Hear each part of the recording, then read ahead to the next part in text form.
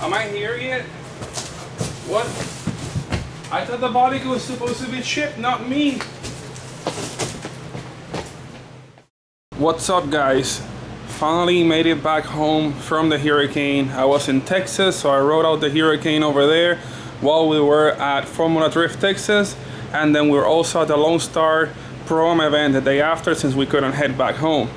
I finally made it back to the warehouse and I came upon this awesome huge box, and it has a giant logo that says Streetfighter LA.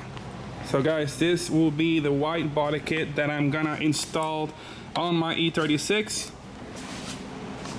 There's a lot of Widebody kits for cars, and this one really stands out for me, so that's why I chose to work together with Streetfighter LA. And there's like very few cars with this kit, so it won't be another car with the same body kit over again. This will be a different kit, and it's really gonna stand out, and I really can't wait to open this box and see what it looks like.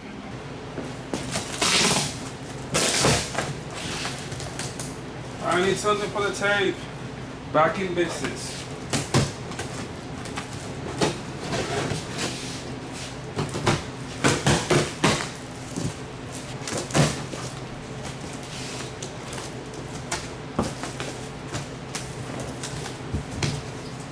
There's a lot of pieces into this. And this is what I found inside. Bunch of awesome pieces. What's this? Oh, I think this is the wing.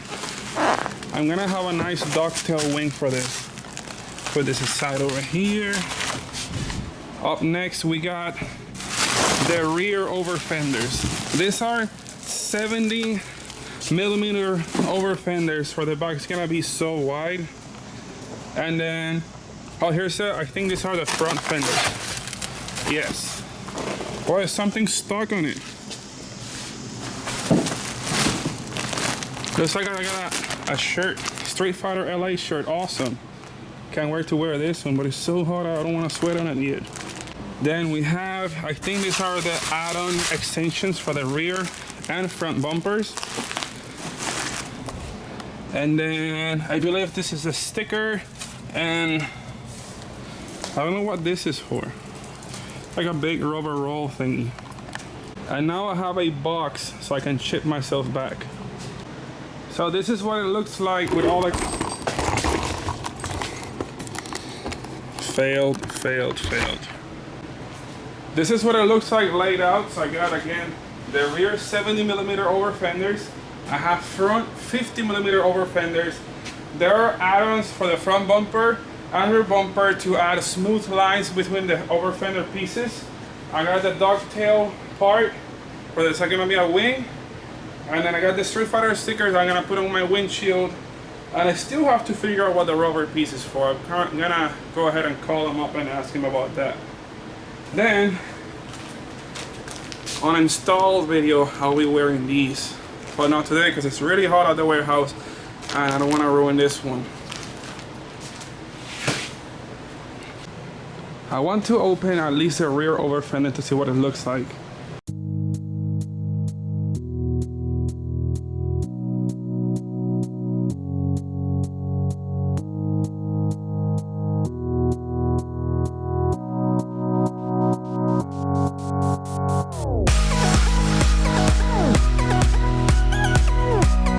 This piece seems to be very sturdy. I like this because, as you can see also inside, it's very well laid mesh fiberglass, very well made piece. The quality of the lines is very good. I test fitted it on the car, even though I can't hold it and hold the camera in the right angle for that, but it seems to fit really good. Another thing I did for the car, you can see it has the thicker line like the BMW M3 side parts for the doors. So I ended up I got a set of those since my car is not an M3. It has the ones that are like skinny but taller, so those won't work with this one. And I also got the E36 M3 side skirts, which these ones are molded so it goes right flush with the M3 body. Another update today, I stopped at Chewy Boba and got me and Adam, and for his friends Boba for everybody. This is a place right there. Wait, Oh, I can't see it on the camera. The tree is on the way. Behind that tree is the Chewy Boba place. It's really good. I stop there like every day when I come to Adam's house. I also went to the junkyard and picked up some brake calipers so I can do the dual caliper conversion and install my hydro today.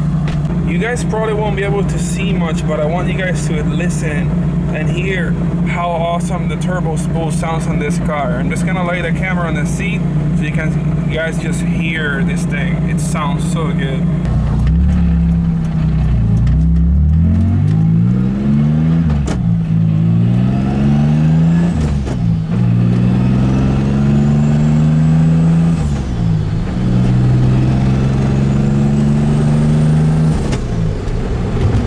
First thing I did was put the car back on the lift, and then here I have the brake calipers that I picked up from the junkyard. I do want to paint these, but I'm on a really tight schedule to try to make it for the next Drift event, and if I paint this I will not have time to install them today and dyno the car tomorrow. Over here I have my brake lines, or e-brake lines in this case, which I already like traced out of what I want to do. I just gotta untangle this. I'll show you guys what I got. Here we go. Now it's untangled. So right here, this line will go to the master cylinder or the e-brake handle. It will go to a bulkhead. It will go to a bulkhead T-fitting, which I have right here. So this will go through the car, and then it has this little nut that holds it on the other side. And then I'll have the two lines coming out, which will go to each corresponding calipers, one for the left and one for the right. Then to mount the calipers, I got this little steel pieces already made that you just weld on to the knuckle and it holds things. It's really thick metal. I think the way to install this will be to put this on the calipers, put the caliper on the disc brake, and then weld it together where it sits like even, I guess. So we'll try it out. Let's see what we got. Now that I have the wheels off, I can replace this little spring that my car did not have it, so I found another one at the junkyard. This little spring goes like this, and it's really hard to do it with one hand. I can't do it with one hand, I need both hands, I'm sorry. There it is, now it's installed. So it has this little hook right here. You basically put this leg on first, insert this hook, then the other one, then bend this over this lip and put it on this side, and that's what it does. Now I have to take the whole caliper off and then take the little screw that holds the rotor in place, and then I need to grind down this area of the knuckle so I can weld the pieces on here. To get the brake rotor off, it's gonna be a 6mm Allen. And then for the brake caliper bolt, it's gonna be 15mm.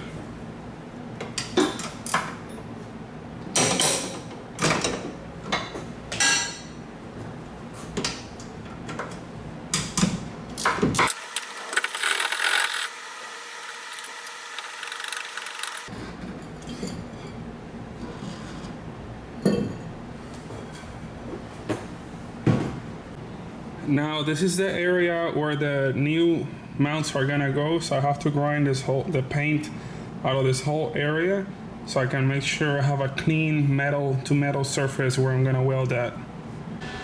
Now I'm going to attempt to weld the caliper in place from the back. I'm just gonna tack weld it. Then I can remove the caliper, I can remove the brake rotor, and fully weld the knuckles in place.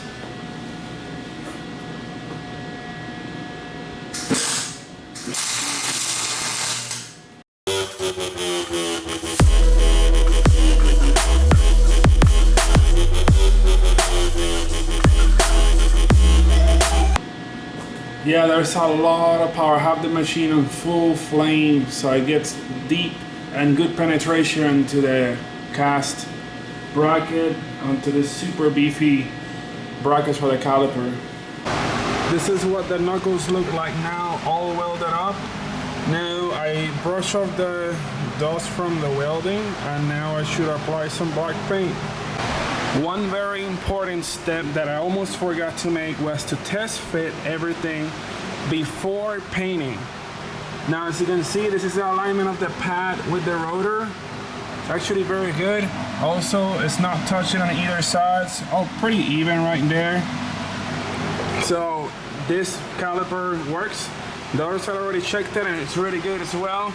So now I can take this back apart, paint it, and reinstall it. Now this looks so much better. Check it out. I also decided to paint the whole arm to match the thing. I didn't really paint the back because that required me to take everything else off. But yeah, I'm super happy with this result. Now I'm waiting for the paint to dry so I can put the calipers back together. One thing that kind of sucks about my tires is that I got a nail or screw on my tire. Great. My Achilles 1, 2, 3s are now ruined, or at least one of them is. Guess I'm gonna have to do nothing else but burn it off since it's already a goner. And by the way, the new grill already, the new one already arrived at the warehouse. The only thing I'm waiting on is the new kidneys. Like, it hit the tow hitch on my truck right here. It's a beep. Like, oh my God, great, really? Marco was so disappointed that actually him and his girlfriend wrapped this thing for me and it's ruined. At least they said it was a practice, so they're really stoked to wrap another one. Here we go. This is what we're looking at. It's a dual caliper setup. Individual calipers, one for the regular brake and this other one is for the hand brake. Now I can have proper e-brake setup. I also went ahead and raised my car 1/2 inch more on the back since tomorrow I'm gonna take it to the dyno and get it tuned. I went ahead and ran the lines for the e-brake. They meet right over here. I still gotta finish wrapping this up. I ran out of wrap and they go into a bulkhead fitting right here by the fuel line. So it's by the behind the rear seat. It's very easy to access, very serviceable, and it looks good. One very important thing to do on this, make sure you have nothing that it will scrape against and you have a little bit of slack so it will move freely with the suspension travel. It's super close the way it fits with the knuckle, but it works. There's plenty of clearance. I will not hit against anything. All I got left is just to put the rear wheels back in and I'm good to go. It's already midnight and I want to go home. It definitely doesn't look the best, but to have a proper dyno session, I need to do that. So when you tighten down the car, it will pull it down. So hopefully by having it a lot higher, it'll keep it from rubbing. I managed to install everything I needed on the Hydro e-brake except one thing. I still need the fitting that goes from the Wheelwood Master to a -3 AN line. I'm gonna try to see if Enjuku has the fitting tomorrow. It's my last choice. If they don't have it, I will not have my car ready for the beginner's day. So I don't know what I'll do after. I might not be able to drift because without an e-brake, I cannot drift. I'll definitely do that. Another thing I have to do tomorrow, I'll get a new windshield and get it dyno tuned. So stay tuned for more content. Tomorrow's video is gonna be pretty awesome. I'll see you guys later. Please hit the like button and subscribe. See you guys tomorrow.